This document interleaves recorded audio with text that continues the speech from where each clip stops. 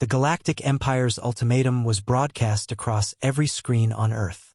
Their fleet, a menacing array of sleek, enormous ships bristling with weaponry, loomed in orbit like an ominous second moon. A deep, metallic voice translated their decree. Humanity was to surrender unconditionally and pledge allegiance to the Empire, or face complete annihilation. The message repeated, each word punctuated by the silent yet ever-present shadow of their fleet.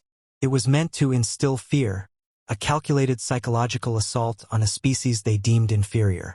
For the Galactic Empire, this was standard protocol. Assimilation had always been simple. Identify a planet, display overwhelming power, and accept its submission. Their analysts had deemed Earth a minor inconvenience, its inhabitants primitive and fractious. To the Empire, this was no more than a formality. But Earth's history told a different story, one of defiance against impossible odds. Over centuries, humanity had faced its own annihilation time and again. Cataclysmic wars, natural disasters, pandemics, and internal divisions should have spelled its doom. Yet every time humans clawed their way back, they adapted, learned, and survived. The Galactic Empire's broadcast was meant to shatter hope, but to many, it only reignited a long-burning fire. In a dimly lit briefing room tucked inside a remote base, the U.S. Army Rangers listened to the ultimatum.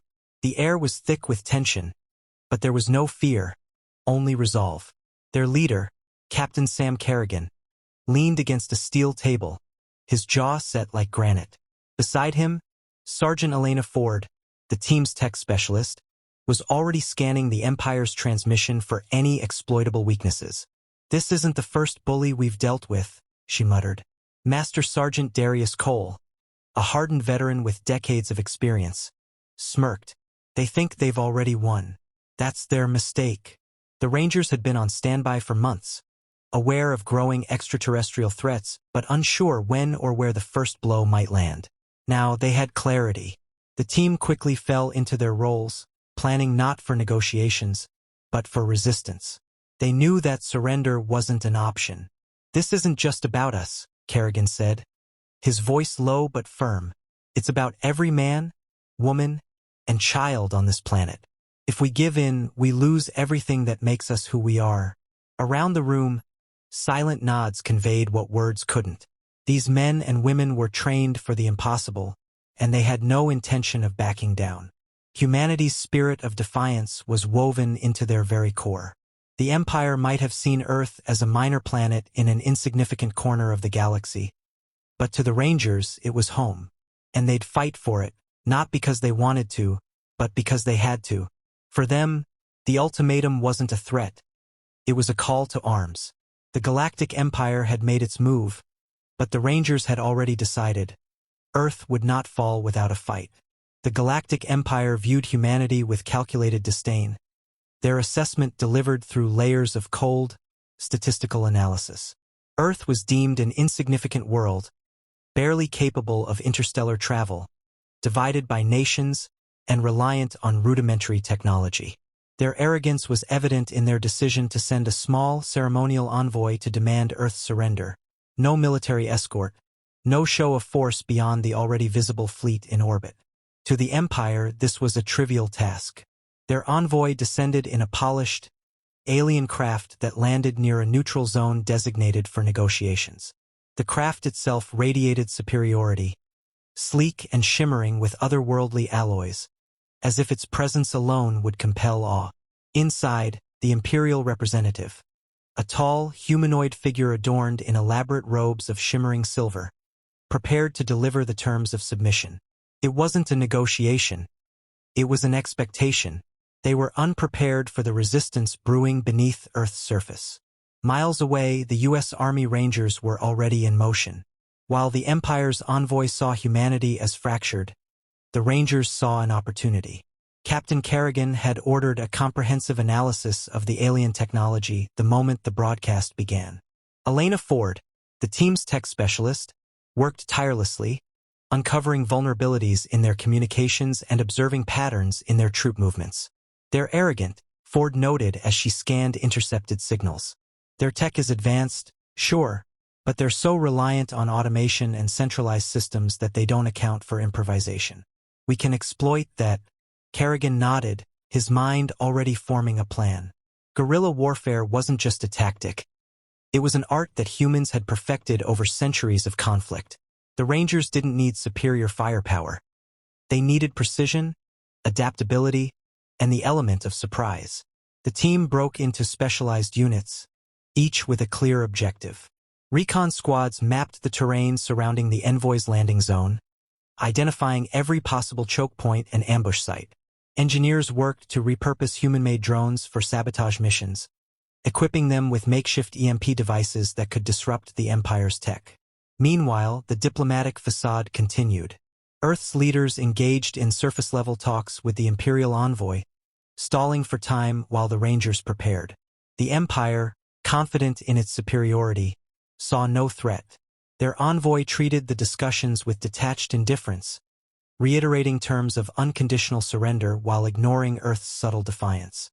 What they don't realize, Darius Cole muttered to his squad, is that we've been fighting impossible odds since the dawn of time.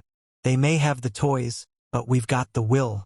The Rangers operated with urgency, coordinating with other military units to distribute countermeasures against potential orbital strikes. They adapted existing technologies, using what little they had to level the playing field. The plan was bold, dangerous, and entirely human in its audacity. As the Empire's envoy prepared to conclude what they believed was a foregone outcome, the Rangers finalized their preparations. To the Galactic Empire, Earth was a planet on the verge of capitulation. To the Rangers, it was the calm before the storm. The Empire had made a critical error in underestimating humanity's ability to adapt and fight back. The Empire's envoy stepped onto Earth's soil with an air of absolute certainty, their silver robes gleaming under the alien craft's light. Imperial soldiers stood in perfect formation nearby, their armor glinting like mirrors. To them, this was a ceremonial moment, not a military operation. They had seen no sign of organized resistance, no indication that humanity could muster a meaningful response. This overconfidence blinded them to the reality unfolding around them. The first strike came without warning. Explosives, carefully planted and disguised within the terrain, erupted in coordinated bursts, throwing the Empire's soldiers into chaos. Smoke and fire engulfed the landing zone, and the sharp crack of human-made rifles cut through the cacophony. The Rangers had launched their ambush with surgical precision, turning the Empire's moment of presumed dominance into a battlefield.